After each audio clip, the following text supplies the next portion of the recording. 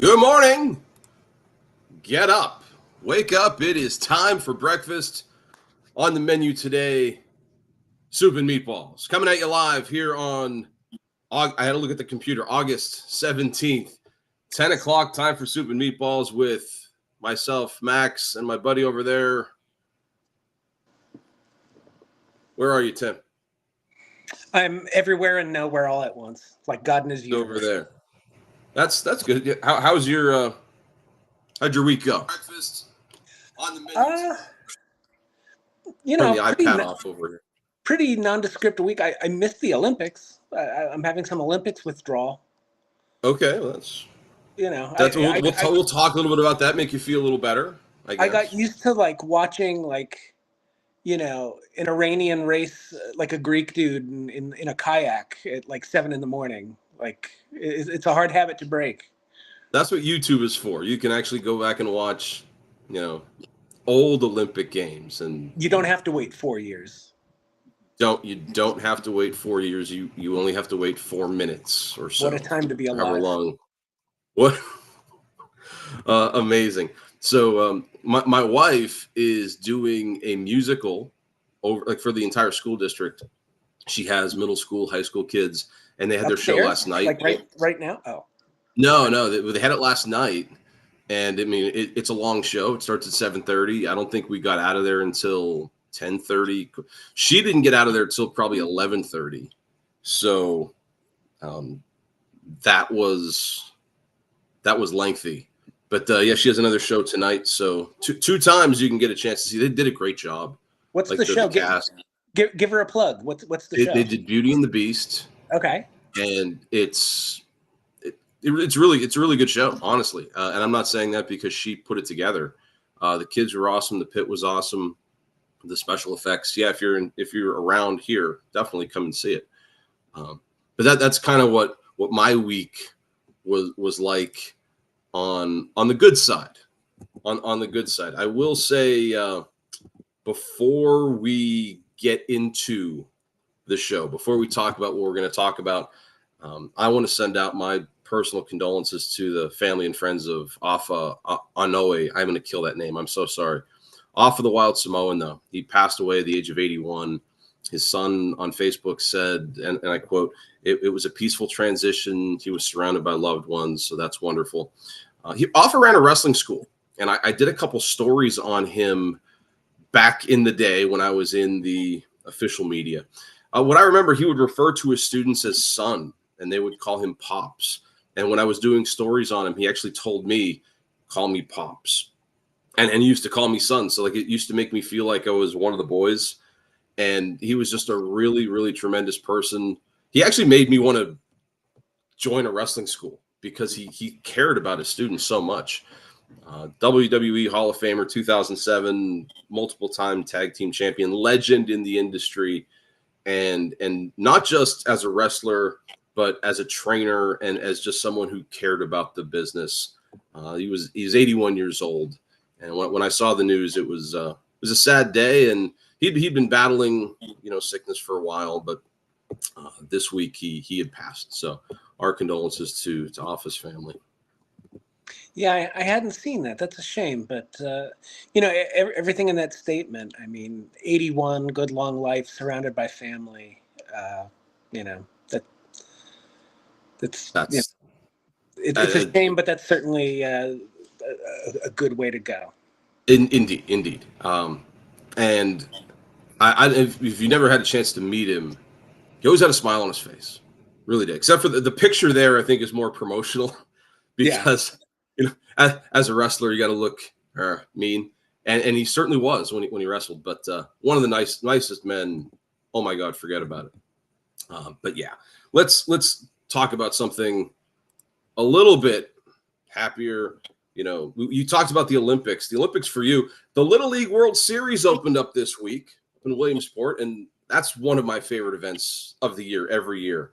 And I was planning on talking about that today, but Major League Baseball decided they were going to push their way into our top story this week. Tim, you found an article that you sent me, and it just boggled my mind. What can you tell us a little bit what's going on? Yeah. Um, no sport seems to like to tinker with major rule changes more than Major League Baseball in the last 5 years. And now they want to have starting pitchers return to a place of prominence by mandating that they go at least 6 innings with a few proposed exceptions. Like if a guy gets hurt, he could get pulled, but then he would probably have to go on like a 10-day DL to keep managers from gaming the system. If they exceed 100 pitches, they can be taken out of a game, or if they've given up 4 or more earned runs. Those are the proposed exceptions. Earned runs, so not Yes. unearned runs. So you could Yes. still have a Yes. guy out there with like 12 runs and he's still, suffering through it. Right. When I saw that, when I first saw the article and the first of all, you sent it to me when I was driving and I just heard it. I'm like, what are they thinking? And I have to wonder, what are they thinking when you talk about starters returning to prominence? That's a weird way of putting this, because I look at it as the exact opposite. I look at it as Major League Baseball thinks they have a problem with offense, and this is their way of trying to solve it. They've made so many rules over the last couple years. The pitch clock, I think, was designed to speed up the game because, people were bored with 3-hour games. Now the games are down to 2.5 hours. I don't know what you're doing with your half hour, but I'm probably wasting mine. I'm learning a second language. Thanks, Rob Manfred. Good for you. They extended the bases, and then they put the limit on pickoff throws. And if you don't think that's made any changes, I looked this up. In 2022, we had 2,486 stolen bases total. The next year, they increased it 41%, 3,503 stolen bases. As of now, well, no, when I did these stats, it was August 13th. So earlier this week, teams were on pace to steal around 3,500 bases again. So that's just continuing that trend. Okay, the change we made in pitching led to more fun on the bases. Cool, I can get behind that. Then you remember you said something about they eliminated the shift. What are your thoughts on the shift? I think a lot of these changes are unnecessary. And the shift being legislated out of baseball is my prime example, because if you want to shift so heavily to the right side of the infield that you don't have a third baseman at third base, slap a bunt down the third base line. That's how you beat the shift. The game will take care of itself. And when you take tools away from managers like that, I think it does more harm than good. I do not disagree. And I have some numbers here that part of what they were doing, I think it has something to do with batting average. If you look, I don't know if you can see it on the screen, from 2014 to 2020, you have a league batting average. This is just over everybody. So, your mileage may vary with that. According to Baseball Reference, you can see that, batting average is around 250, and they started to dip 244, 243, and then they started making some of these changes. I think the whole pitch inning limit thing is in a weird way designed so that batters see the starting pitcher the third time through. And the batting averages for batters the third time through are significantly higher than, the first and second rotations, which makes sense. I think this is Major League Baseball looking at it. They want fans to be interested in the game, and they think the only way to get that is by scoring runs. And look, I don't know. The game as it's played now is very different than the game we grew up watching. And that makes me sound like a very old man, but it's just true. It's true of all the sports I watch. The NFL, is not the NFL I grew up watching. The running games are, not non-existent, but close to it. I mean, Close, yeah. Running backs essentially forming a labor union last year to be like, hey, someone sign us. Give us, yeah, exactly. And of course, I'd like to see baseball like it was when I fell in love with the game in the '80s, where guys were running the bases, playing small ball. You'd see two pitchers go out and go 8 strong before giving it over to the bullpen. Now it feels like a starting pitcher is just a middle reliever who gets the ball in the first inning. The pitcher that comes to my mind is Blake Snell, who I don't think he's ever seen the sixth inning. Great pitcher, and somebody in the offseason I was kind of hoping New York would sign, but he is a tax on the rest of the bullpen because he only averages about 5 innings per start. And I don't know of any workhorse pitchers anymore. Do you know how many complete games there have been this year? I saw a stat. I can't remember the exact numbers, but they used John Tudor, if you remember him from the Cardinals. No, but yeah, I'll shake my head yes. Yeah, I remember him. He was the ace on a lot of really good Cardinals teams in the '80s, and I forget they used his 1985 numbers where he threw something like 17 complete games, and they compared it to like Max Scherzer having like 15 complete games in his entire career. Like the complete game is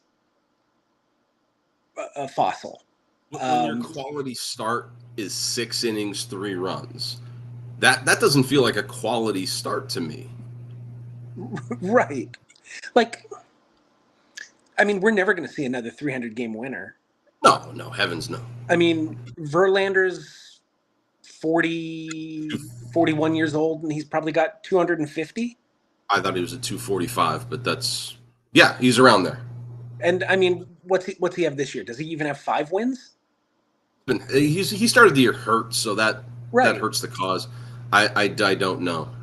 I just he's the last chance for 300, and he's just not going to get there. And this is a guy like we said last week. Let's look.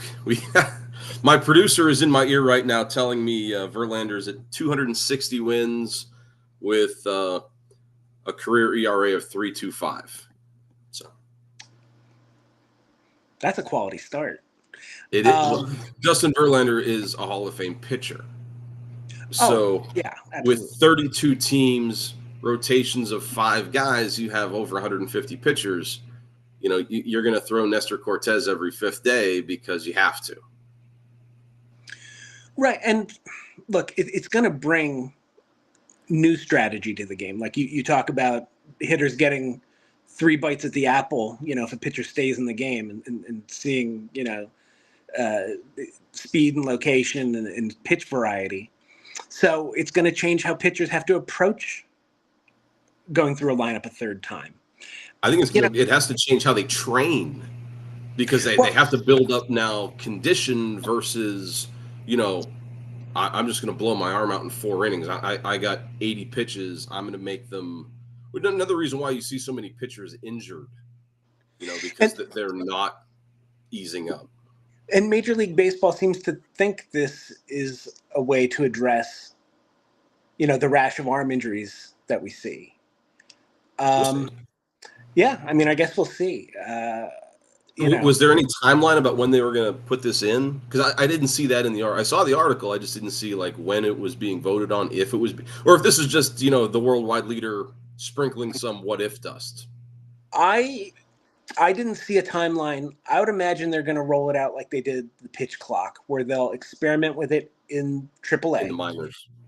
Because I read a stat where the average starting pitcher in the minors, in AAA, I should say, the average start only lasts 4.25 innings, something like that. That's so not even long enough to earn a decision. That's a problem down in the minors, and for whatever reason they're pulling them out. If you have the golden arm and you don't want them, throwing more than 90 pitches, that becomes a conditioning issue to me. Honestly, I think they should experiment with it at a lower level, like the New York Penn League. Let's see what the crosscutters do with. Okay, so it's still professional. Right. Yeah, but like AAA is a heartbeat away from the majors. So is actually AA kind of is too. Well, for at least how New York has used their minor league system.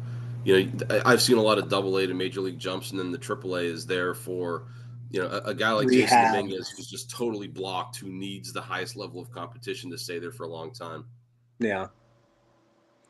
Yeah, I think it'll get like a soft launch in probably AAA, but somewhere, some level of the minors. They'll That would make sense. see. I mean, what they did with the pitch clock then made sense for the pitchers who came up to the majors. They were already used to it. They didn't have to figure it out. Like Max Scherzer, I think gamed that clock system pretty well. He Yeah, figured it out and how to cheat a little bit or whatever. But mess with for the hitters. most part, yeah, it's a tough way to get yourself into the news, I think, because like you said, that nobody likes to tinker with rules like Major League Baseball, and they're trying to bring in new fans, but what they're doing to the old fans is just like, I don't know. I just think I think it's funny that Major League Baseball, for so long, the accusation was that they were stuck in their ways, and now it's just like year after year after year of this rapid, drastic change. Like Major League Baseball wouldn't even test for steroids because they knew all their players were juiced to the nines. And so, like, every time, and the players' union was too strong. So every time they'd negotiate, and they'd be like, "All right, no cocaine, no weed, but wink, wink, keep doing what you're doing, guys." It wasn't until like the Mitchell report that they were finally like, "Okay, we've been publicly embarrassed. We It have was you guys." thinking about pro wrestling. It was like Vince McMahon in the '80s. Everybody knew, but Like, wink, wink. with McGuire and Sosa in '98, how certain were you that those guys were juicing? I mean, I didn't have a lot of understanding about I just knew steroids, right? I didn't understand what like androtestosterone was versus a horse tranquilizer. I didn't know the actual names of them. I just knew it was very vague. So I assumed that anybody who whose arm was bigger than the bat, and there was a bunch of them. I mean, between McGuire, Sosa, Tomei. I think of the I might have thought Cecil was, but he was usually just a big dude. Frank Thomas, I imagined was Piazza got a lot anybody of that felt accusation. like anybody who felt like they could bench 500 pounds. Well, And Thomas was a big dude at Auburn though, because he played tight end at Auburn for a bit. he was, but as a baseball player though, these guys are massive, and you would think similarly about some of the other guys that you see, between Albert Pujols, Miguel Cabrera, even Aaron Judge today. These guys are just so big, so massive, but testing has come around. And so back then, you asked, I would put a percentage at, I was probably about 95% sure. I gave them 5% benefit of the doubt. Today, with the way that testing works and things like that, I'd probably give it a 15% chance that they're figuring a way around it, because there's always a way around it. I mean, I really wonder if not just steroid use, but just even the training and the bulk of these guys contributes to the arm problems. Yeah. So, well, not arm problems. Now, I said Aaron Judge. I do not believe he's on steroids. Let's get that straight. I don't either. But Aaron Judge just hit his 300th and then 301st home run yesterday, the fastest player ever to do it. And one of the things that they talked about on the radio is, where do you think he ends up? And a lot of people say because of his body size and body shape, that he's more prone to break down than, say, a guy like Bernie Williams, another Yankee center fielder, who was actually built more as a baseball player and built for the long haul, the marathon of 162 games. I don't know how training. I mean, look at what Giancarlo Stanton's body went through. He was he still is massive, but the injury bug has caught up with him. And will that catch up to guys the size of Aaron Judge? I mean, I hope not personally, but they're not built like 162 game baseball players. They're built like tight ends. I could see Aaron Judge having like a Frank Thomas like career where maybe he makes like Bryce Harper and makes the move to first later in his career. Maybe he's DHing for the A's when he's 37, like Frank Thomas was doing. I mean, I hope he wins more rings than Thomas did, but you know, the other comp you heard on the radio was Ryan Howard. You know, after he hit 300 home runs, what happened to him? The injuries just started piling up. Yeah, once he injured the Achilles in the 2011 playoffs against the Cardinals, that was so brutal to watch. He was never the same. No. And that kind of injury can happen. I mean, irrespective of body type, and you know, you kind of hope for the best there. I don't know if Major League Baseball is doing their starting pitchers a favor by forcing them into this kind of mentality where baseball's a very mental game, and now they're gonna throw the first pitch thinking I've got to get 6 innings, where that wasn't the case before. It'll change how they approach pitching, I think. It's the difference between going out for a 2-mile run and being like, I feel good, maybe I'll do 5 today. Whereas, you know, starting a run and being like, oh, I have to do 5 miles. Like it's the obligation. The first half mile is brutal. No, I would say I understand what you're talking about, but I've never run 5 miles before. I've walked it. I've walked 5 miles a bunch of times. I could walk to the kitchen or run to the kitchen if I had to. That's about it. I think next week's podcast we should be running 5 miles while we talk. No. Yeah, no.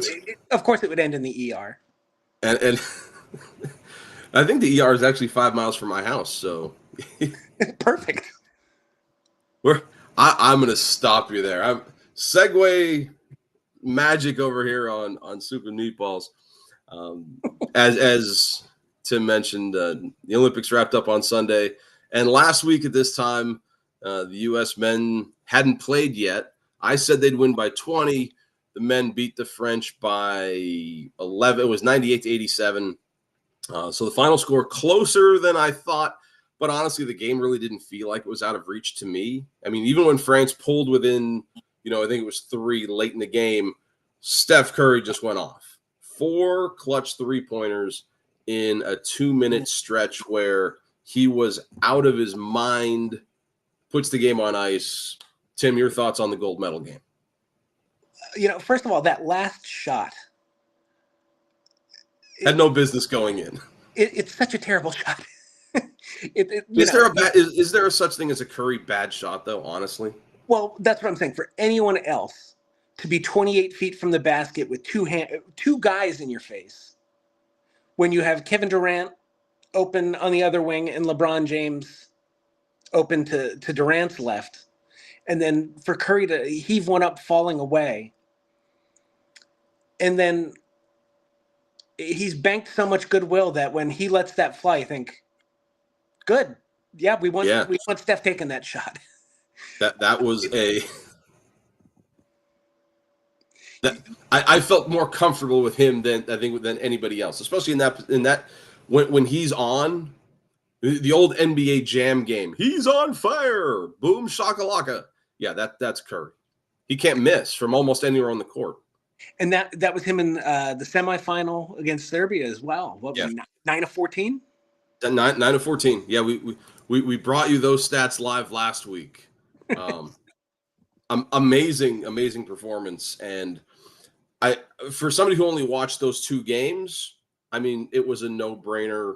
Curry was your MVP, but LeBron actually becomes the Olympic MVP, and he had a good Olympics as well. He like totality-wise, and now he puts another gold medal in his hardware case, if you will. He's got 2 other medals or 2 other golds. So one of the things that I was interested in, and you were interested in, do these Olympic Games change your all-time rankings in any way, shape, or form?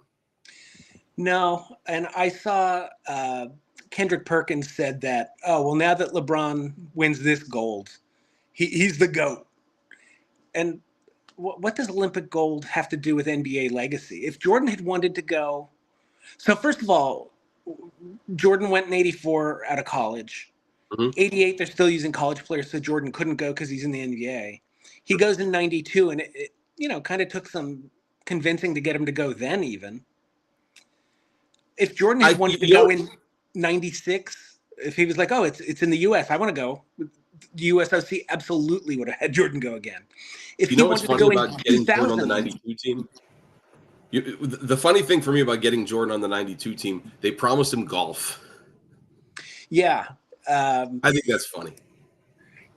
And comparing Jordan's Olympic legacy against LeBron's is just so apples to oranges because the competition's so different. Chuck Daly in 92 never had to call a timeout.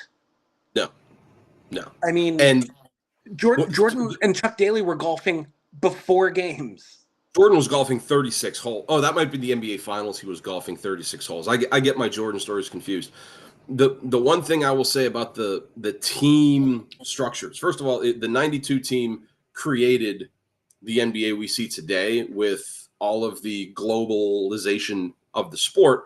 I don't think Nikola Jokic plays in this year's Olympics if it wasn't for the 92 team. I don't think he's interested in basketball. I don't think we see guys like Yao Ming, Luka Doncic, people like that don't get the opportunity if it wasn't for the 92 Olympic team. But if you go back to, and I didn't write the year down because I'm a terrible person, whatever year the U.S. won bronze, I think it was 2004, 2008? 04 in Athens. So one of the years they got knocked, they lost to Greece, and Greece didn't have any NBA players on the team that year. So LeBron and these iterations of the dream team going forward, they've lost games to teams without NBA players. That has happened. I don't think anybody would have knocked this team if they lost to Serbia. I mean, if they lost by 17, that's a big deal. But Serbia have some really good players, including whom some people might think is the best player on the planet right now. With France, I didn't think France was as big of a threat. But again, I'm not a major basketball fan. France was in the gold medal game last year, and you throw, Wembanyama in there, they're a threat next year or the next Olympics. So as far as, how does the Olympics change any Olympic or your legacy in things? I'm a Gen X guy like you. So, I mean, it's going to take a lot to put anybody above Michael Jordan because we saw him live and in living color. I have a good friend who says Michael's number 2 because of who his number 1 is, but because of when he grew up. And the big thing for me is 6 finals and going 6 for 6. It was 6 finals MVPs, right? That's a big deal. And I understand the counter argument to that, where LeBron has made. I don't have off the top of my head. He's made like 9 or 10 finals. He shouldn't be penalized for making it there. But when he played in Miami and subsequently in Cleveland, the East wasn't exactly, a hotbed of talent. Yeah, that's exactly right. I mean, once those Celtics teams kind of broke up and Paul Pierce and Garnett, leave Boston, and Ray Allen joins LeBron. I mean, you're right. All the talent for the majority of the 2010s was in the West. So getting to the finals was it's a feat. I'm not going to take that away from him, but when the counter argument then in the NFL, we talk about who the best player of all time is, and a lot of people mention Tom Brady. They talk about all the Super Bowls he made it to. I also think it's harder to make a Super Bowl than it is to make the NBA Finals, but that's another show. And Tom Brady's lost his share of Super Bowls. But getting there, I think, is more impressive than LeBron getting through the East when he did it. And I also think if you go to the finals that many times and you have a less than 500 record. With that team, with a super team that he basically built. And that's the other thing. And this has been sort of the joke of my 40s is that as I get older, younger people try to explain to me things I lived through. And they're like, oh, Jordan wasn't anything until he got Pippen. Well, Jordan was, the He was rookie of still the a great year. scorer. He was the league scoring champion, but he was surrounded by garbage. He was on a very middling Chicago team. So yeah, they did have to trade with Seattle for the rights to Pippen. They had to draft Horace Grant. They had to build around Jordan. But you look at what Pippen did Pippen had an all-star team in Portland, his one of his first years out of Chicago, and they didn't do anything there. So basketball is one of those games where one player can totally change the outlook of a franchise, and LeBron is certainly one of those players. But I'm totally with you. When you look at the 70-win Bulls, they had Scottie Pippen, but they had a lot of role players. They had a guy like Dennis Rodman who could get 37 rebounds in a game. They had like Ron Harper, who was running the point for some reason. Tony Kukoc, who was a good player. He wasn't a great player. When LeBron went to Miami, they had two bona fide Hall of Famers in LeBron and Dwayne Wade, and Chris Bosh, who was the best big man in the East easily. Ray Allen, who without Ray Allen, LeBron doesn't win one of those titles. San Antonio does. They built a super team, almost like a cheat code in a video game, I think. I know it's generational, but like you look at everything LeBron's done. He's won the 4 titles. He's won the golds. He's the all-time scoring leader. He's like top 5 all-time assists. That's longevity. That's longevity. If Michael Jordan didn't gamble, or didn't retire to go play baseball, there's that. Whatever. If that's he didn't 2 go to years North of Jordan. Carolina, if it was a different time and players, exactly. Jordan had to go to college for 3 years. That's 3 years. So there's 5 years right there. If Jordan averages just 25 points a game in those 5 years, where does that put him in the all-time list? I don't know. Yeah, it's just it's an interesting debate, but I don't know that anything that happened in Paris changed my mind, except to maybe move Steph up a little bit. And That's funny because also I think I'd had a bit of a dim view on Kevin Durant just because he's jumped from team to team so often. But as far as talent goes, I mean, if you take that out of the equation, so I mean, do you have a top 10 or a top 5 of where you rank players? I'd be interested in hearing this. I know I'm putting you on the spot. I don't know if you have if I were to do a top 10, I go Jordan 1. I'll go LeBron 2. I'll take Kareem 3. I'll do Magic Johnson 4. I'll do Bill Russell 5. I'll do Wilt 6. I'll have Bird 7. I feel like because of the unfortunate and tragic circumstances around Kobe Bryant, people overrate him a bit now, which is odd to say because of how great he was. I would still go Shaq over Kobe. So I'm going to have Shaq 8, Duncan 9, Kobe 10. Okay. That's fair. But then I think 11 through 15, Curry and Durant are both going to end up there, probably with like Elijah Wan, maybe Oscar Robertson. Well, when I put a list together, and I don't think about this as much, and I think you're probably not wrong because I ended up with Kobe at 5, and a lot of the videos I see now make me appreciate what he was when he was a player. I ding LeBron a little bit more than you. I put Kareem at 2 just because he had the most unstoppable shot in all of basketball. And I put Wilt at 3. I put Wilt at 3 just because they changed the rules for him. But, off the top of your head, our list isn't all that much different. I had Magic 6, Bird 7, Shaq 8. And then I put Steph Curry at 9 because and maybe these Olympics changed my viewpoint of him. When you can revolutionize the game as much as he has with the dedication to the 3-point shot, that puts you in my top 10. And I mean, in my mind, he's the second best point guard ever. if I'm continuing past 10, he's probably 11th. That's fair. That's fair. Whoa. Now we're moving things around here. No. That's a good in-depth look at least the men's basketball. Back to Olympics overall, thanks to the women on Sunday, last Sunday, with an incredible win over France, giving the United States another gold. The contest for most gold medals ends in a 40-40 tie between the United States and China, but the U.S. tops the medals table, 126 medals overall compared to 91 for China. So aside from basketball, what are some of the things you'll take away from these Olympics?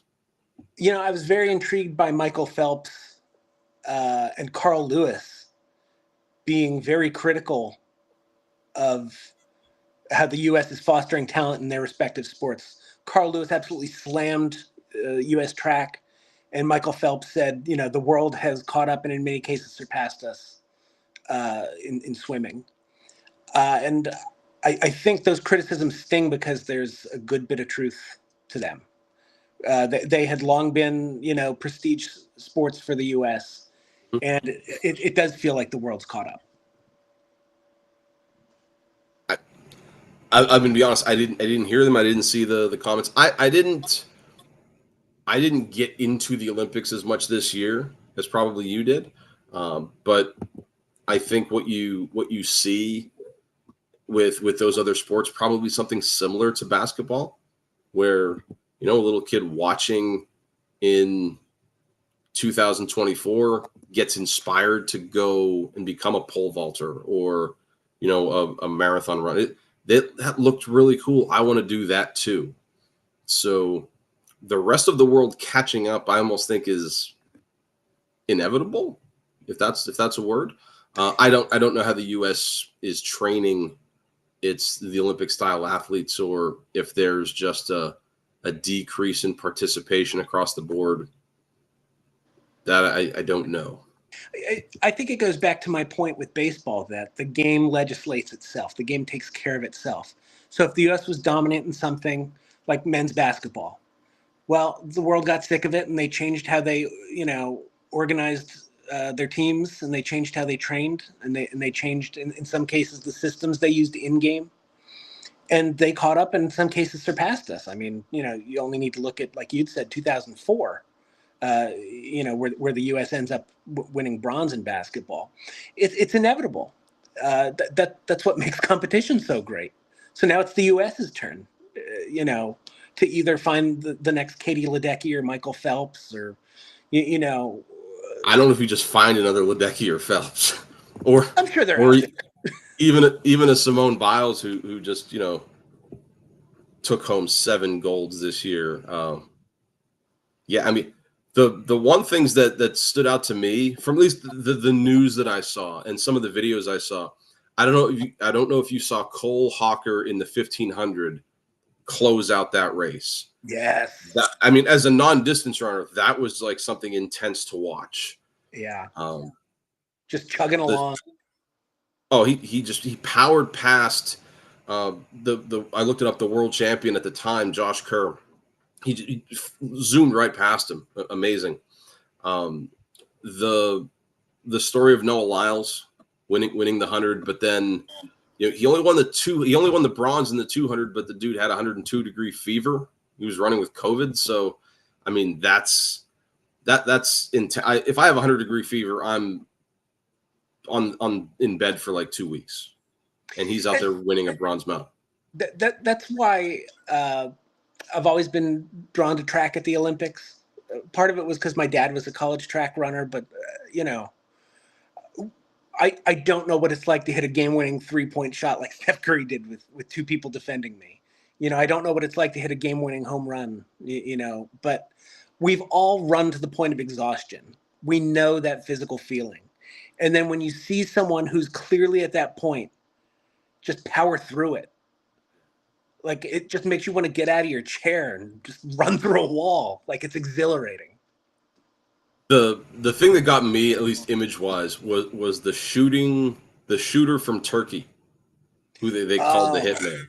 Yeah, John no Wick. protective gear. He's just like, I and don't he even won the I don't even know if he he'd won the done a silver qualifier medal. before. He just kind of rolled up with a gun and did well, so they gave him a medal. he's he's driving through Paris and he's like, oh, well, look at this. Oh, I this can do looks like a this. good bit of fun. Let me get my pistol out of the trunk. Do I sign up here or I like do I have to I pay any forget money? what I liked. I forget what country she was from, but the lady who had like these like techno futuristic matrix glasses. See her. She looked like she was like a steampunk assassin, but it was cool as hell. Cool as heck to watch. Um, that's the good part. The aside from the cleanliness of the Seine River, I think the not so good story, but it's not that bad. And I don't know how to broach it here on the podcast. Um, let's see if I can just say French pole vaulter, if that makes sense to you. Yeah, I know where you're I going think with he was that. very popular in the Olympic Village after, but Like, and if people want to ask you how you did at the Olympics, if you don't medal, what better excuse is there to be like, well, I would have medaled, but but funny story. if he doesn't get a clothing deal out of it, then whoever's doing his branding's doing him a disservice, I think. But Or like ballpark Franks. yes, there you go, exactly. And They if you pump don't, when if you you're cook watching them. the podcast, if you're watching and you don't know what we're talking about, just go to Google, type in French pole vaulter, watch the video, And then delete and your search history. yes, indeed. Do not But, accept so cookies. we we wrapped up the Paris games, and you're looking forward to now 2028 when honestly, not for nothing, I think the U.S. gold medal dominance in basketball is in jeopardy based on who's coming back, but we'll deal with that in 4 years. We're going to host the Olympics in Los Angeles, first time in the States since '96. And one of the things that you talked about, or we wanted to talk about, was potentially, who is going to be the torchbearer. Aside from that, we have a couple sports making their debut along with flag football. I'm sure we'll talk about that going forward. But we wanted to do our top five. Last week we drafted food. Well, today we're not drafting. This is just our list because we could have the same people here. We'll draft later. Our top five. Who do you think is going to be the one to light the torch in Los Angeles? So I'll just throw out.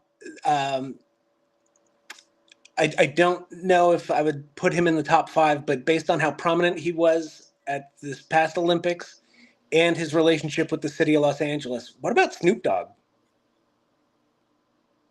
Yeah, that's I'm just saying he could be along the last leg. Just when I he's become an put Olympic my figure. list together. Because when I put my list together, I thought about Hollywood because it's L.A. and I thought about somebody who has ties to Hollywood and sports, and I didn't think of Snoop Dogg. Actually, he didn't make my list, but for me, it might have been Tommy Lee Jones, who was a college football player, but without that tie into the Olympics, I mean, that doesn't make sense. But Snoop Dogg is not a bad honorary mention. I like that. And I mean, how much fun was he in Paris? Oh, he was incredible. He brought in I think a generation of people who normally wouldn't watch the Olympics And just to Flava see what Flav Snoop's doing. with the water polo team. The water polo team, Flavor Flav, was just all over social media with those women. That was fun to watch. It was. So who else do you have as a Well, I came contender? up with a top five list based on some Olympic research and things that I thought would make sense. Honestly, it's really a top three for me, though. So my number three is someone who made the Olympics. She was a common name when I was like 6 years old. I know who you're Mary going to Lou say. Retton. Mary Lou Retton. Yeah, she's had her health scare in recent years. She's apparently healthy again, though. Luckily, she was a star of the '84 games in Los Angeles. which I think there would be a nostalgic pull. I think she would be a great choice. And the other one, I don't know if he's on your list, the previously mentioned Carl Lewis. Carl Lewis was one of my honorary mentions. Yep. Okay.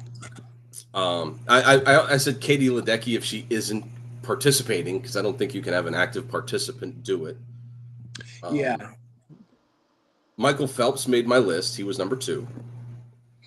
Okay. See, and I think someone with Olympic experience, obviously.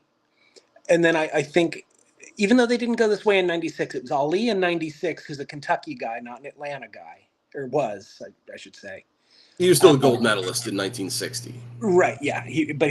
Exactly. He was not just a great professional champion, but yeah, he won gold in Rome. I thought about 2 names we've already mentioned. What about Magic Johnson or Kareem Abdul-Jabbar? Magic Johnson / the Dream Team was my number 1 because of the ties to Los Angeles. I think the Dream Team would be a great one if just relay the torch in and let Magic light it. Yeah, and we'll see what direction they go. That's where my head went. Number 1, because I try to tie in LA with sports, and when I think of LA and sports, Magic's the first one that comes to mind. And by the way, yeah, there's some Olympic tie-in as well. So that makes sense to me. And Kareem, beyond the Lakers, obviously great at UCLA, so yes, he's got that tie as well. So that's a good list, I think. The other name that I'd heard that's a good one is Jackie Joyner-Kersee, because she's another UCLA there you star. Go. The local tie-in. I like that. Yeah. I'm rooting for the Dream. I'm rooting for Magic. Yeah, but I think the Dream Team would be super cool. Can you imagine Larry Bird handing Magic the torch, and Do you think Leitner would drop it? I think Leitner might be the last in the line, or the first to get rid of it. Yeah, they want Christian Leitner on camera as little as possible. Exactly. Yeah. Not a lot of sizzle there. No, not at all. Not at all. But all right, last part of headlines before we get into some of the goofy stuff. Believe it or not, we're actually into week 2 of NFL preseason. And I'm a Bears guy, so I mean, I'm excited. They're 2-0 right now. It is almost game time. They have Cincinnati coming up later today. Caleb Williams didn't play in the Hall of Fame game, so he's only played in 1 game so far. Last week during the basketball game, I told you, dude, look at the Bears. They're just crushing the Bills. They won that game 33-6, and Caleb Williams looked good. He had good numbers. They got 2 scoring drives on his drives, and he didn't get hurt. So that's a plus. He threw an interception that was called back on a penalty. So there's still room to grow. There's film to get better on, which is important. This week they've got Cincinnati, and he's up and down in their 7-on-7s. He threw an interception, but then he had a red zone touchdown to Keenan Allen. So we'll see how the starters do today against Cincinnati. That's coming up. The Eagles, they played the Patriots on Thursday. They got a big win. A lot of people were looking at Drake May in that one. Did you watch the game? And if you did, what did you see with Philadelphia? I didn't watch a second.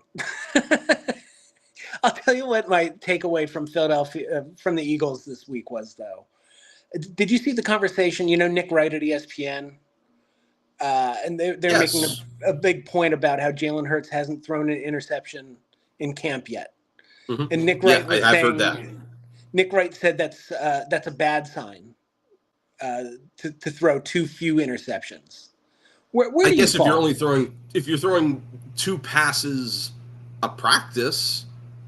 Well, what Nick Wright was arguing was that it's indicative of Hurts being too careful, too safe, not trying to test out things in preseason. That he's maybe more of the mindset of being a game manager, which I think is kind of ridiculous. I think it's camp. let's wait till it's for real. That But sounds like clickbait to me. Like, it oh, sounds let's like talk classic about why clickbait. he's not throwing interceptions. And I totally fell for it because I clicked and I watched.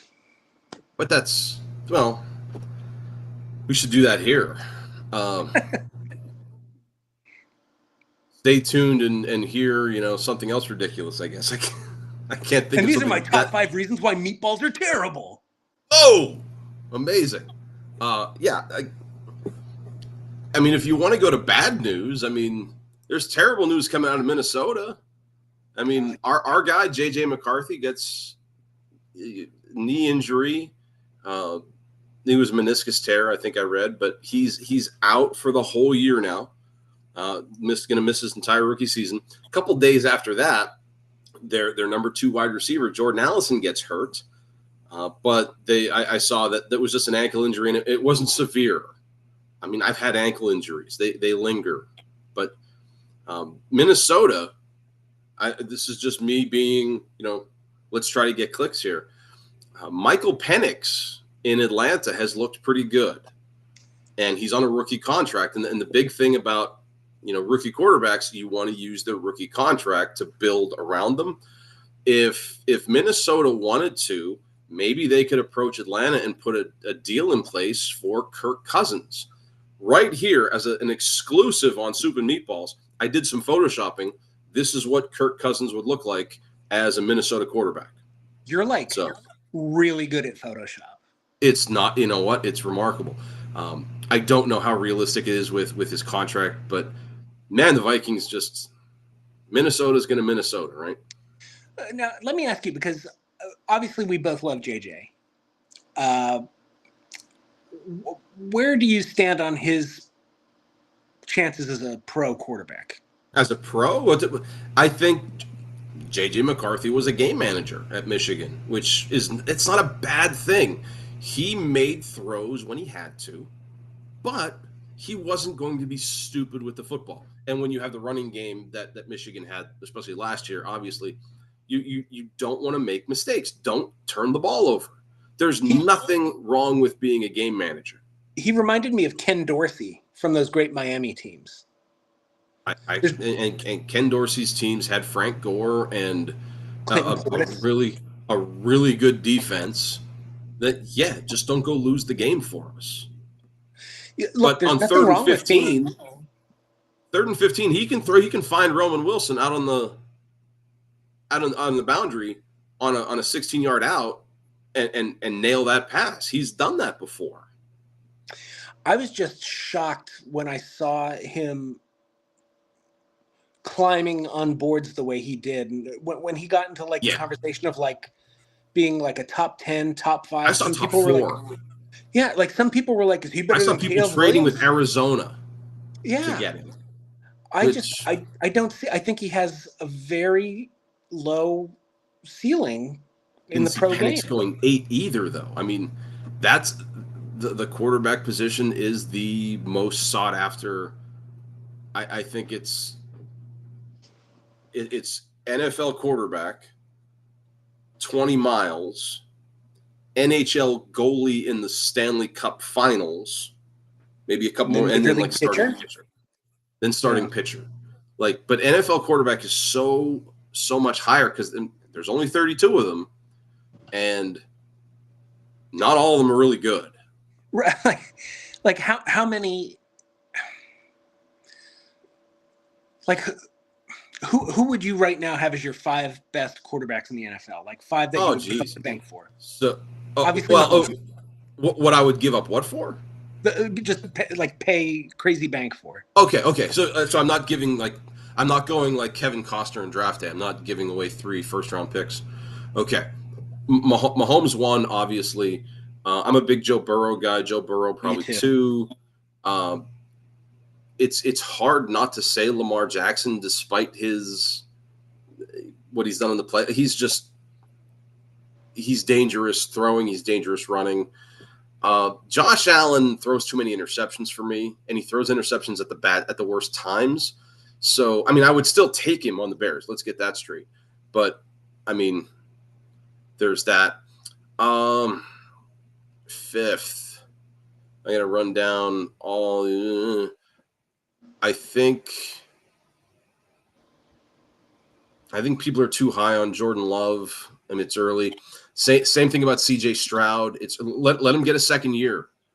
I think we need to see more from Jalen Hurts before we can put him in the top. I wasn't even thinking about Hurts.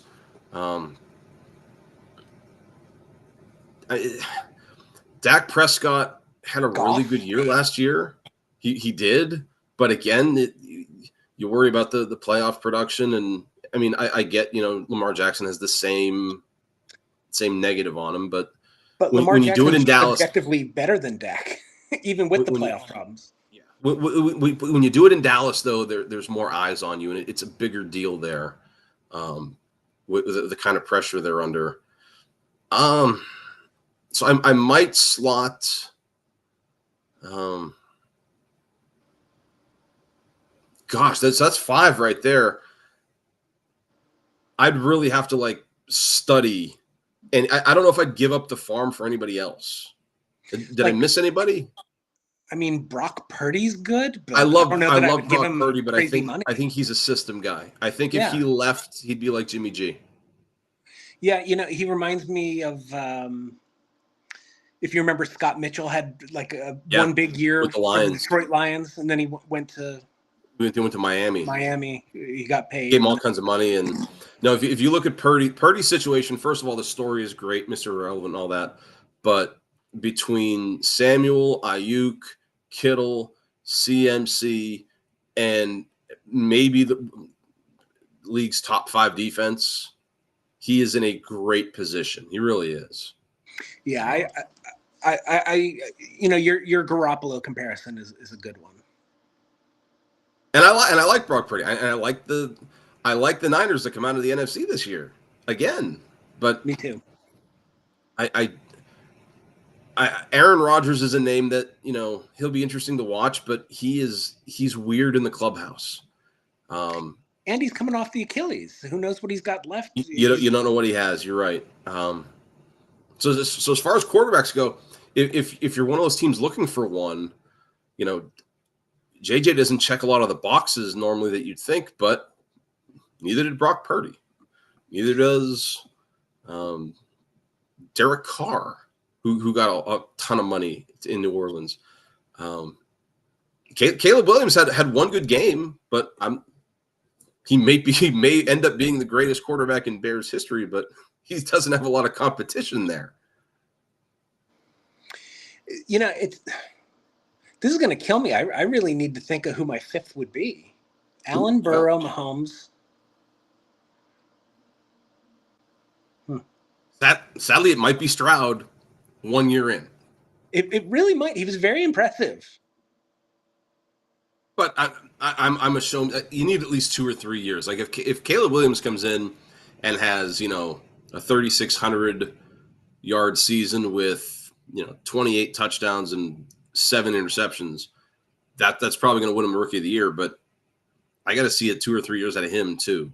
I mean, if we judged quarterbacks on one good season, then Don Majkowski would be in the Hall of Fame. Yeah, but we don't, and he's not. Well, I'm Can we check with the producers? Is Don Majkowski in the Hall of Fame? No. Oh, okay. No, he is I've not. confirmed Don Majkowski's not in Canton. No.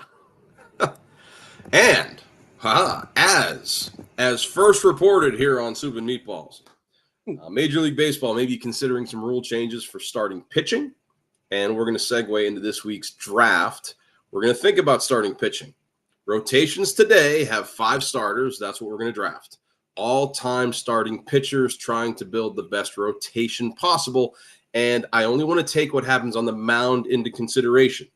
So you might be wanting to draft Bartolo Colon for his power at the plate. Not taking that into account. There might be some good hitters on my list. Let me get my draft order.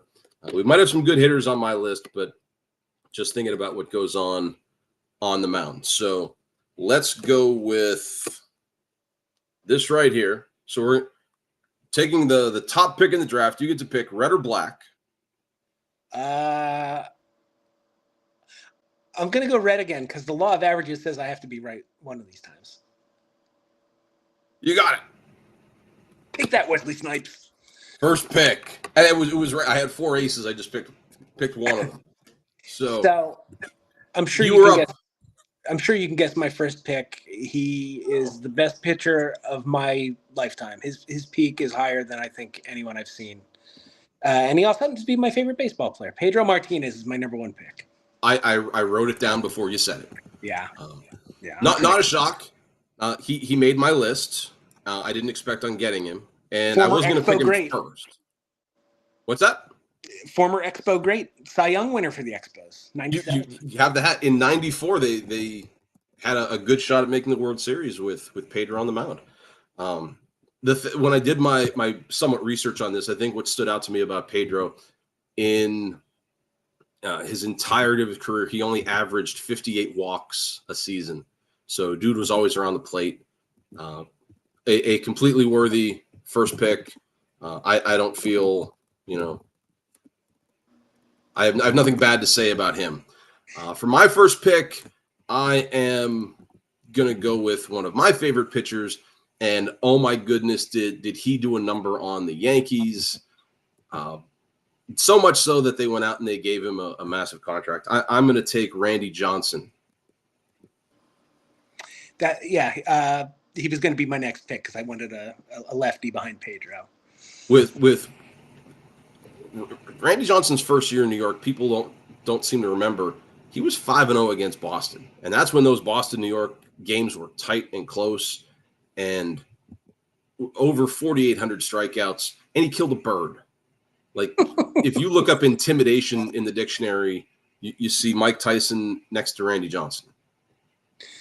Yeah. Can you imagine being a left-handed hitter like Kruk in the All-Star game? Like John Kruk. Yeah, with that slider. And that was an All-Star game.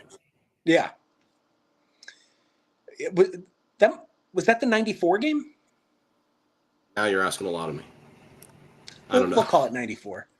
Okay, yeah. If we say it with enough conviction, yes, it was. All right. Well, who's your 2?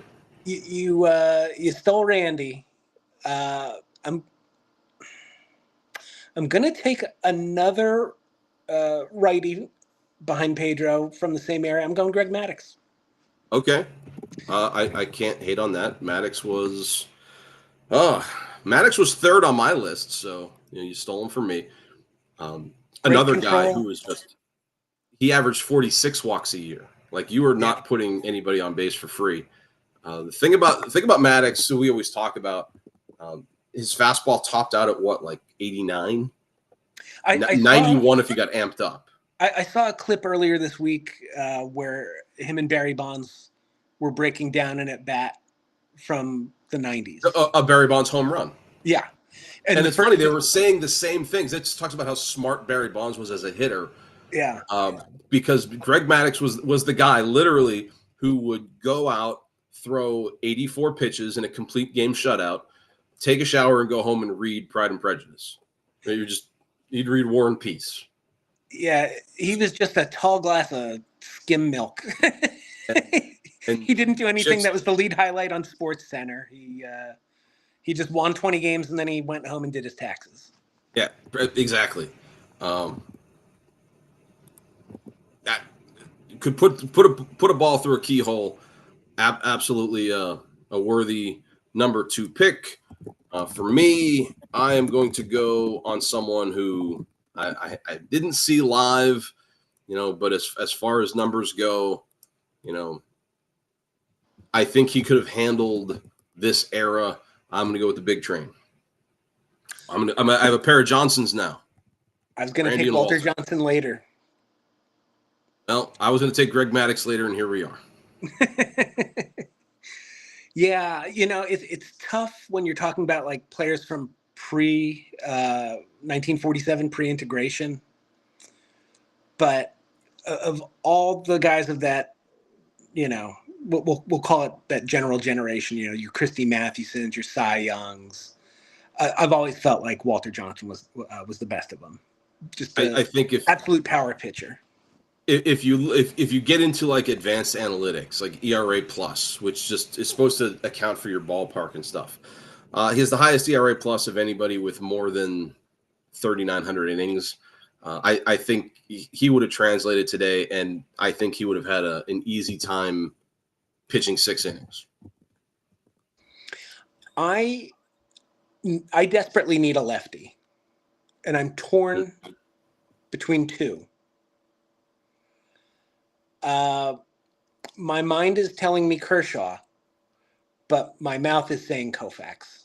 Yep, I was going to say I have one. I have a lefty on my list. Koufax from 63 to 66 was unhittable, the best player on the planet. Like, I mean, if you're talking about the most devastating pitches in baseball history, the cutter, Rivera's cutter, Pedro's changeup, Johnson's slider, Koufax curveball. Yeah. And then like the Nolan Ryan's just straight up heat. They're probably the 5 most devastating pitches. In that time frame, though, when you talk about unhittable, a 3-time Triple Crown winner year after, I don't know if you'll see that kind of 3-year span or 4-year span from a lot of guys. And going back to the Lamar Jackson and Dak Prescott conversation about postseason struggles, that's the knock on Kershaw. I couldn't put him in my rotation. Koufax was great in October, and Kershaw is a 4 or 5 ERA in October. If we have 4 people drafting, if we had like 2 guests on, I think Kershaw probably gets picked.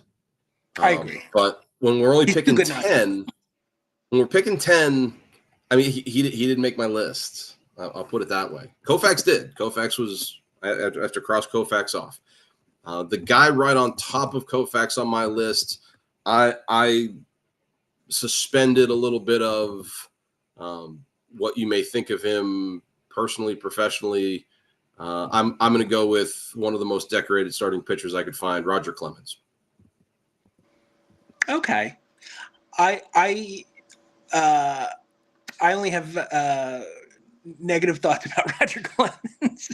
I completely understand, and you actually met him, and you did you interview him or did you ask him a question? He had a press conference, so it wasn't like a one-on-one situation because clearly he didn't want to be in Music 1 second longer than he had to be. So like someone asked a first question that was like a total softball question, just like basically like, how's the experience been like back in the minors and playing in small towns? And Clemens just went off. He was like, I just hate the negativity of the media. Like he went on a rant. And then he pounded like he was sitting behind like a fold up like what you have at like poker night, like a 4-leg folding table. Yeah, card table. So he pounds that, almost put his hand through it, and he stormed off after calling us terrible people. Because we asked him if he liked Music, essentially. Well, that'll tell. And that put him in a bad mood. That what though. I think Roger pitched like he was in a bad mood, and if you were on his team, I'm going to screw this up. Derek Jeter, who would famously play both, he played with him and against him, had interesting thoughts about him as a teammate, but he had good things to say about him as a teammate. I think Roger was very high strung. He had the ability to be high strung. You can ask Mike Piazza about that. But when he was on, he was on, man. So and he was around the plate. Didn't walk a lot of people. Struck people out. He could get a strikeout if he needed to. And as a 3 guy, I don't feel bad about him being my number 3. And one of the most amazing things I've ever, not even just seen, but heard. I can't remember what year it was, but we were at a Yankees game with our dads, and he was just throwing in the bullpen. He wasn't even the starter that day, but just hearing this, just the pop in the mitt. Mm-hmm. Unreal, just unreal. Big horse. And Who's your great four? number 3 starter. All right, So is Sandy Koufax. Let's get that straight. All right, so now I'm on my 4th behind Pedro, Maddox, and Koufax. I have a couple names in mind, and I think I'm going to go with another great power pitcher. I think he is very underrated. I'm going to go with Tom Seaver. Wrong with that. That's a good pick, man. Legs like tree trunks, you know, that classic form where he was just dragging the one knee on the mound till he was scuffing, his uniform, and just setting people down, throughout the 70s. Just a great classic power pitcher. Game winner, pitched in an era where hitting was coming around. How many Cy Youngs did he win? 2, 3? Off the top of my head, I want to say maybe just 2. That's one of my producers in my ear. Whatever you say, 2 or 3. We're in call it 2. His peak years were after that year of the pitcher in '68, where then they decided to change the height of the mound and hitter. It became a little more of an offensive game, and he still thrived. You got 3 Cy Youngs. My producer was 3. wrong. Yeah, so he's in my ear, yelling at me, "You fools!" So, but I can't go wrong there with him as your 4. With my 4,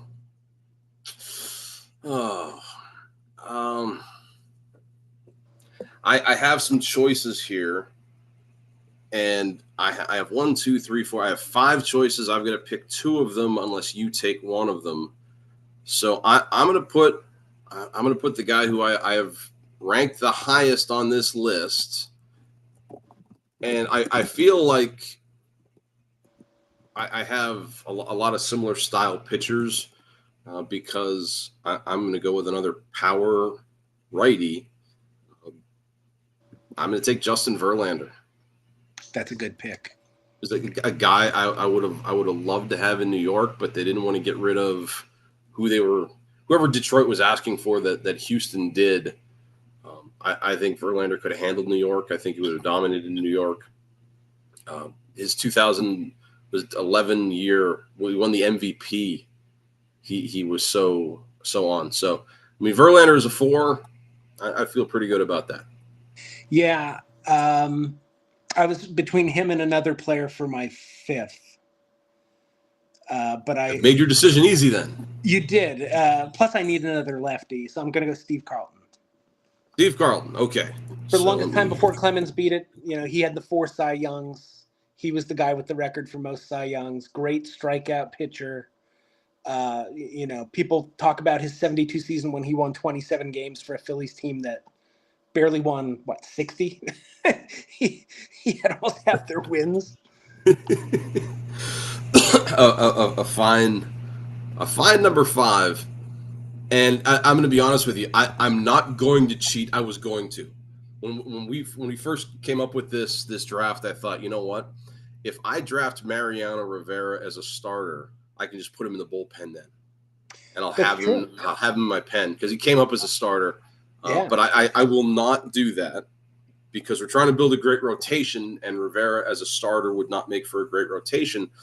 And because of that, I think I'm actually going to skip over the number. I came up with 11 names because I figured you're going to take some of them. I'm going to skip over my number 8 guy, and I'm going to take my number 9 guy because I'm building this rotation for the long haul.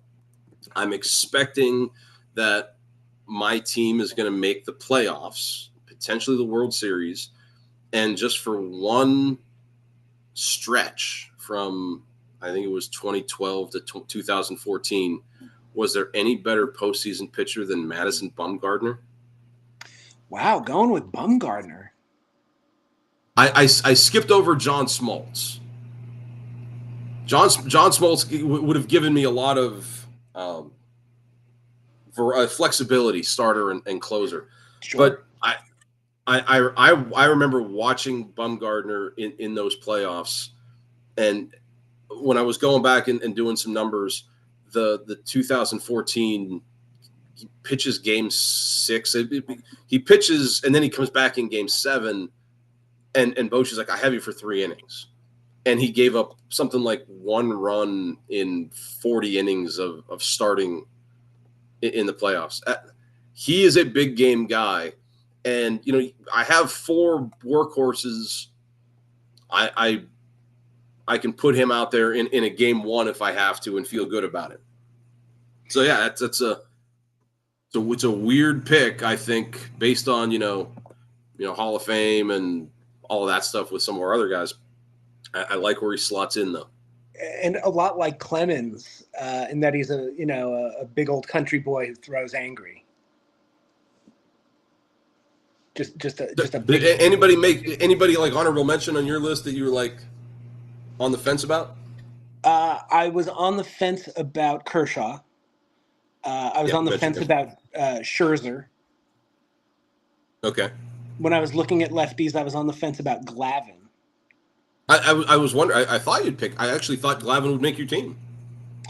Yeah, I'm still happy with Koufax and Carlton as my lefties, but Glavine got strong consideration. Who did you said you skipped over someone? I skipped over. Rivera. I skipped over Smoltz. Well, Rivera didn't even make the list. Rivera was my joke. Like, yeah, I'll do that. Again, I was looking for names that would build a cohesive rotation. I like David Cone, and I like the way he mentally looks at the game, and the whole fact that he was the hired gun for a while, and he didn't have ties to a particular place, and the health thing that he came back from the aneurysm.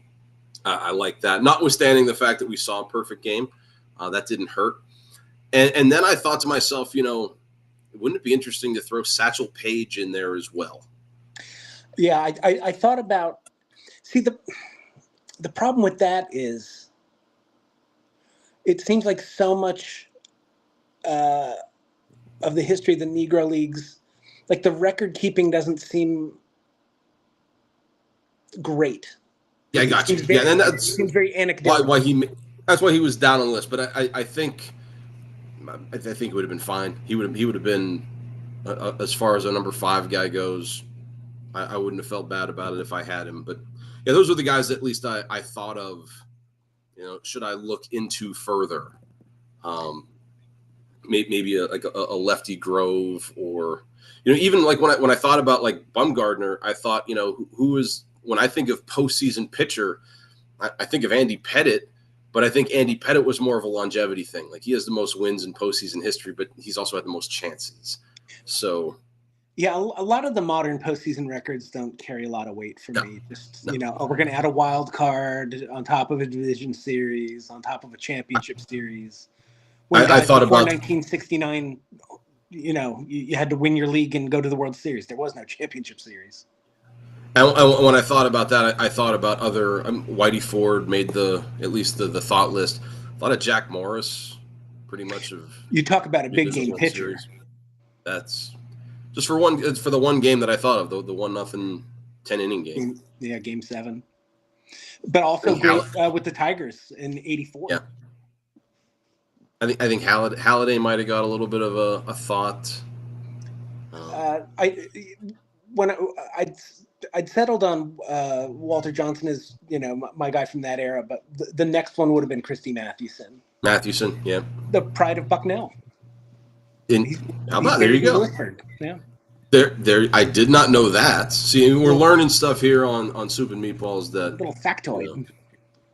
Write that down for next week. We will build next week's Mr. Smarty Pants around that. All right. But so now we talked about this earlier today, and like you want to redeem yourself a little bit. So I thought, let's give you 2 chances to redeem yourself. There's a trivia question and then there's a list. The trivia question, I don't think you're going to need a timer for. The list, we're going to give you a timer. So are you ready? I'm taking it seriously. I'm putting my glasses on. Excellent. I don't have the question on the screen, so you're just going to have to listen really carefully. The first one is about Major League Baseball. And I'm wondering which hitter has the most career home runs and has never appeared in a World Series game. Most home runs and not appeared in a World Series game. Is it Sammy Sosa? It is not Sammy Sosa. Okay, so it has to be someone in the 500 home run club, because Sosa never went to a World Series. All right, let's think. It's not Aaron, it's not Ruth, it's not Bonds, it's not Pujols, it's not A-Rod, it's not Willie Mays.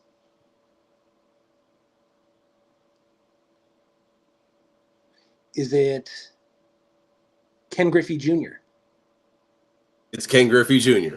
That when you showed me your shirt earlier today, I thought, sorry, there it is. He says, I'm ready for the trivia question today because I'm wearing my kid's shirt. And I thought to myself, wow, you really are. I shouldn't have started with Sosa. I should have worked my way down the list because I figured that's what you would do. Yeah. 630 home runs, good for 7th all time, which is wild. There it is. There is retribution or redemption. Redemption. That's the R word I'm looking for. There you go. Now I'm going to put you on the clock. All right. Let's see. I'm going to get my timer ready. How much time do you think I should give you? I don't know what I'm required to do. I think I gave myself 5 minutes. We'll see how it works for you. We'll see how you feel about it. So last week we asked for 22 names. This week we're going to kick it up a notch. There have been 246 players who have played for both the Boston Red Sox and the New York Yankees. How many of them can you name? I got 16 of them. Can you get 17? And how much time do I have? We'll fluctuate it because I have the list of 246 here. I've got to find them on the list. Okay. So we'll play that by ear. All right. Well, Babe Ruth. Babe Ruth is. Let me check. It's on the list. Okay. He was the first one I listed. Clemens. Roger Clemens. On the list. Say it again? Johnny Damon. Johnny Damon is number 3. Jacoby Ellsbury. Ellsbury is number 4. Alex Verdugo. Alex Verdugo is number 5. All right. Let's start to think now. I'm going through eras.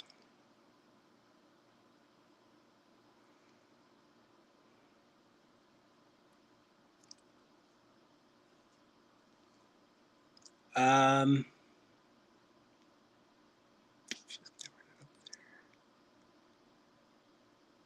this is hard. So, folks, we didn't tell him about this beforehand. So yeah.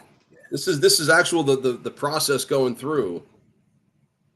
And it's funny because when you're on the spot now, my mind's gone blank after like Verdugo being a current guy, big guys from the 2000s and 90s, and then obviously there's a tabletop game called Facts in 5 that totally does this, where it's kind of like categories. I give you a letter and a category, and then once I tell you who's in the category, like I'm going to tell you that Roger Clemens is on the list, and you're like, where was my mind?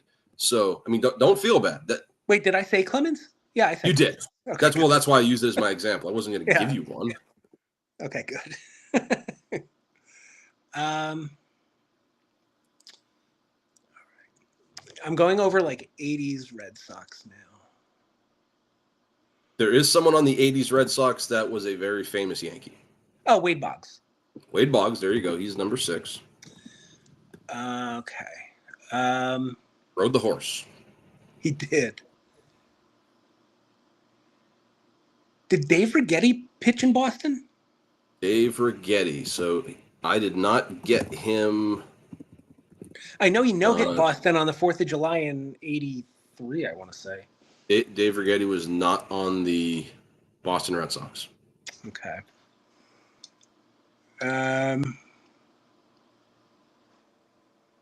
Jack Clark. Jack Clark is on the list. I didn't have him. Okay. So you got one I didn't get. 1, 2, 3, 4, 5, 6. So he's number 7 for you. 10 more. What about Tony Womack? Tony Womack was not a Red Sox. He famously doubled off of Mariano Rivera in the 2001 World Series, and he became like my wife's favorite player ever because on an ESPN broadcast they called him the fastest man in baseball. And I'm like, Tony Womack. No, so Womack he's a strike. Dang. Okay. Yankees and Red Sox. You tell me if you want clues on some of the ones I came up with. Did either of the DiMaggio brothers who weren't Joe, Vince or Dom, do it? Nope. Okay.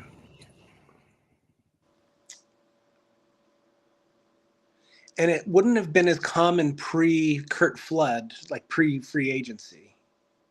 So it's got to be more 70s, 80s, and 90s and this century. There were trades. Right. Sales back in the day. Right.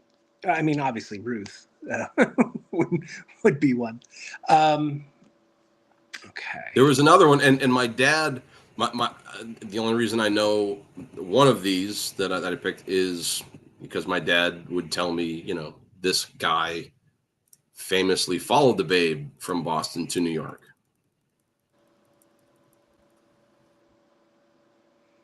Famously followed the Babe from Boston to New York. Yeah, I mean, maybe not as famously, but if he was listening, he'd say, "Oh yeah, this guy." Oh boy! All right. How many do I have? Like 6? You have 7 right now. 7. Golly. So I'll throw one clue out here for you. I talked about this guy when we drafted our teams, or drafted our pitchers. You talked about him. He didn't make the team.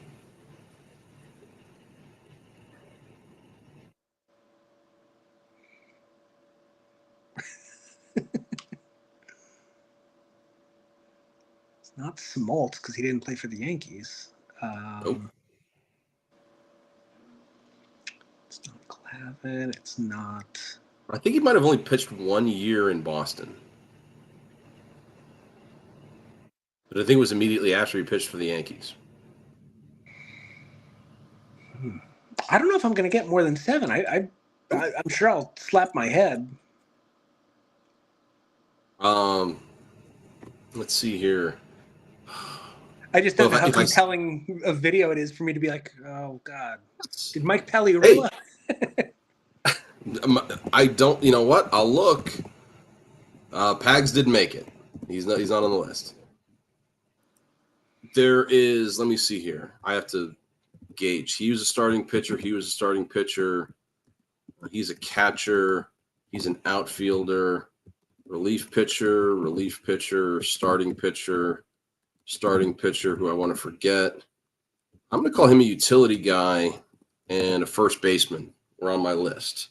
The first baseman caught the last out of the 2004 World Series. Doug Minkiewicz. Doug Minkiewicz made the list. I didn't know he played for the Yankees.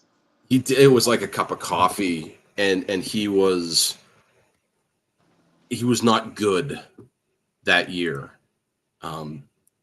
It's on the list. 2007 was the year he played in New York. I remember it was a bad year. by '04, he was already like a just for defense kind of guy. So I have three starting pitchers, all of them, recent. Two of them had the same first name, and like I said, one of them I thought about putting on my team because I like the way he analyzed the sport.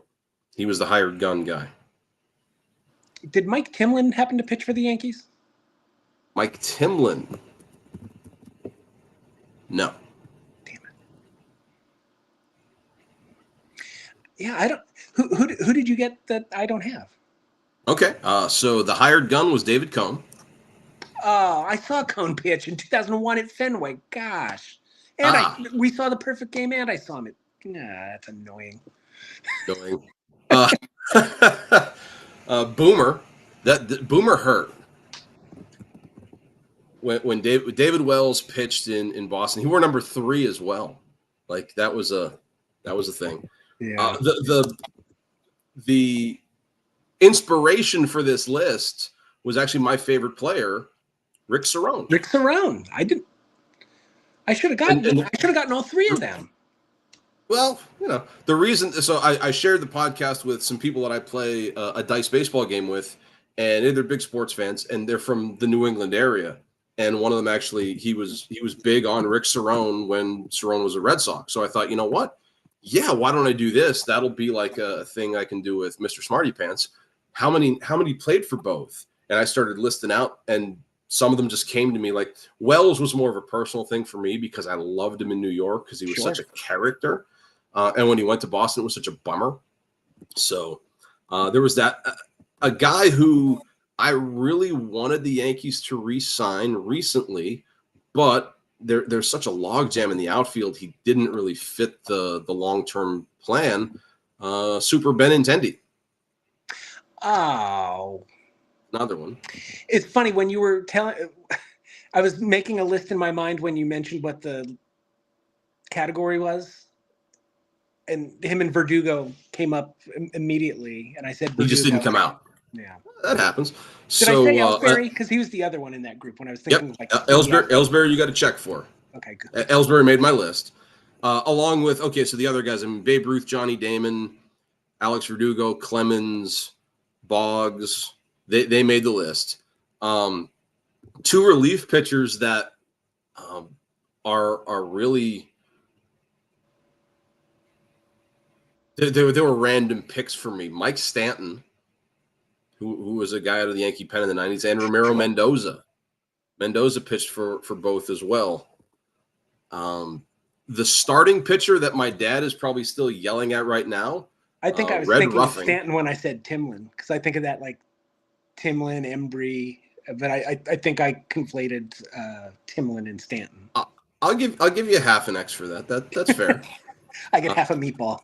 My dad is yelling out Red Ruffing right now because he's the other name that came from Boston during those eras that really made New York a power. So I can remember that. And then these other 2 names, kind of random. Carl Pavano. Oh my God, that's a name that time's forgotten. Wow. Yeah, rightfully so. And then a name that will be forgotten most likely, a couple years from now. He played second base for the Yankees, but I think he plays outfield for you guys now. Rob Refsnyder. Oh yeah. But I mean, there's a list of. I mean, as I went through, I copied them in after I did this. I didn't know Mark Bellhorn played for the Yankees. I didn't either.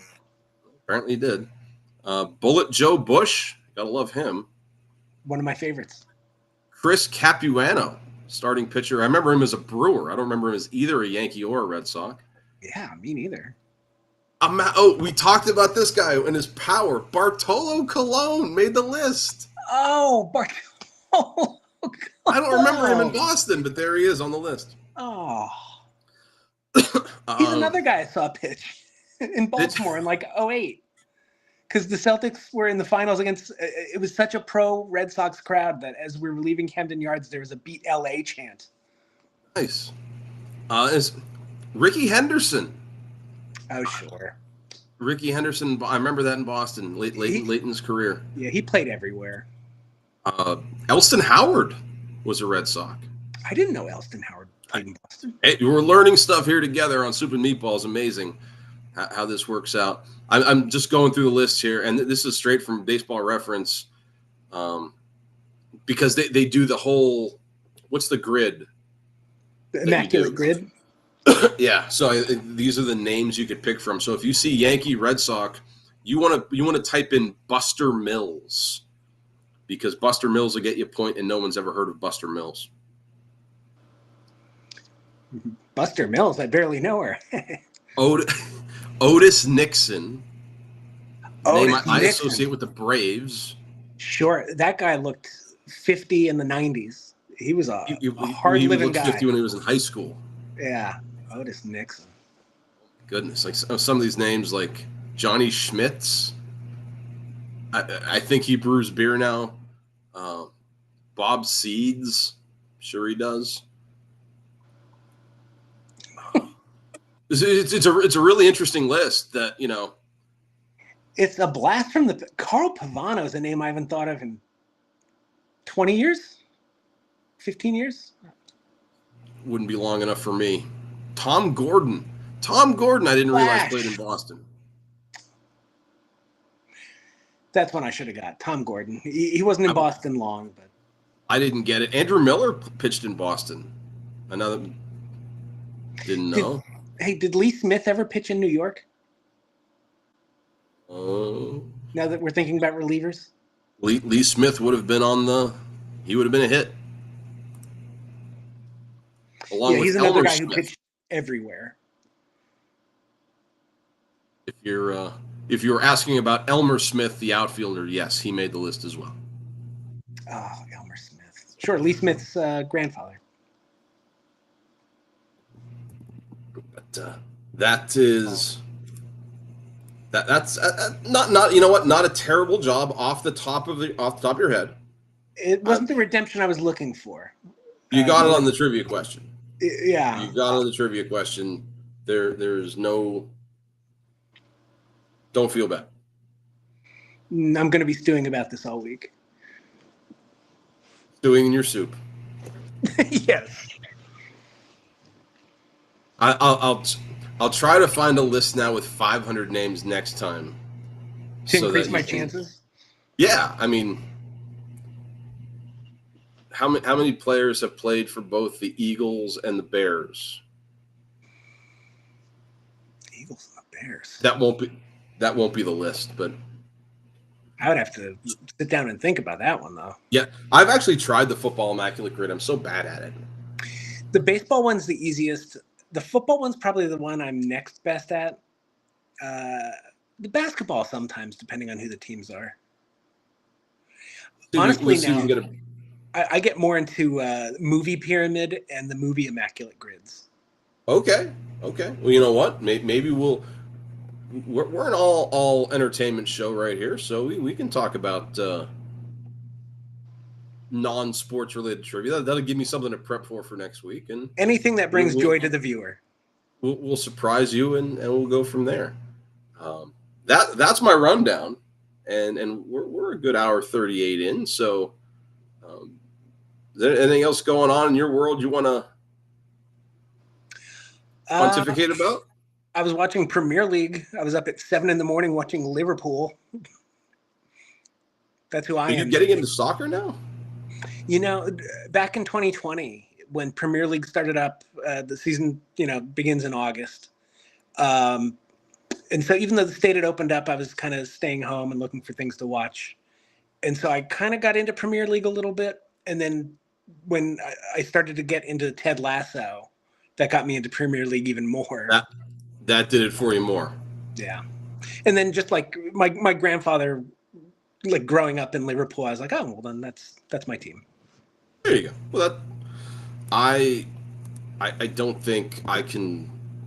I can't get into soccer or football. It's just there's a restaurant here in town where the owner's a big soccer fan. I think he played soccer in Italy. I watched one of what wasn't the World Cup? What was the big thing? It was a big tournament that Italy actually won. I watched one of the Final Four games with him, and I remember asking him, can you explain a little bit what's going on? And he did. So I picked it up. Was it like the Euro Cup or like La Liga? It might. Yeah, that sounds right. That sounds right. I picked it up kind of, sort of. I'm actually, if I'm going to watch something non-conventional for me, like out of the big three, right? I think rugby is really interesting to watch, and I have no idea what's going on with rugby. It's a lot of fun. You're right. One of my friends here in town actually played and coached rugby, and I asked him, how many rules are there? And he's like, I don't know, like 3 or 4. Because I tried to understand like what a scrum was and when you do that, and if you're tackled, like in American football, I understand you have 4 chances to get 10 yards, and then you get 4 more chances. With rugby, it's not like that. I still don't quite get it. I mean, it's fun to watch. I mean, these guys are big and massive, and they're running into each other. It's always funny to me when someone who either isn't like they're from another country, or they might just be from like America and don't follow American sports. And like when you have to explain like the most basic rules of like, I remember explaining baseball to someone, and she was like, well, okay, but his bat just hit the ball, so that's a hit. And I was like, no, that's a foul. That doesn't count for anything. It's a strike. It's actually bad. And she was like, no, like there was contact. I was like, no, that's not what that means. I've often daydreamed or wondered, if I suddenly woke up on a planet where baseball didn't exist, how could I invent it? Because the baseball rulebook has to be, 800 pages long, but in my head, baseball is just baseball. I could explain it to you in 10 minutes, It really is funny, like when you're immersed in something, especially at a young age when your mind is just a sponge, how you don't understand like how extensively you're learning. We could talk about human psyche and physiology and biology, and now you're way over my head. I think this has been our best podcast on neurodevelopment yet. It gives us something to give the viewers looking forward, Yeah, we're well versed in many subjects. If you are so inclined, if you would like to get it, we got a couple emails this week about our picks last week and things like that. So if you want to get part of the show, you reach out. We have the email down below, soup and meatballs 2187 as an homage to both of our football numbers. I just realized our podcast initials are S&M. Yeah, well, I wasn't going to talk about that, but that's unfortunate. When I set up the email address, soupandmeatballs@gmail was taken, so I had to put numbers on the end of it. We should get that person as a guest on the podcast. We should reach out to them. So, guest-wise, that'll be coming up. Maybe not next week, but we'll try to start. We'll bring some people on and let them pontificate. Maybe we'll do Mr. Smarty Pants on them and see what they know. Or we'd have a competition of Mr. Smarty Pants and the guests. We'll see. Well, all kinds of fun stuff coming up here on Soup and Meatballs. Any last words, Tim, before we rock on out of here? Nope. I'm not the best color man in the league for nothing. Not the best color man in the league for nothing, folks. For all of us. For all of us here at Soup and Meatballs, thank you for joining us. Thank you for hanging out. See you next week. Bye.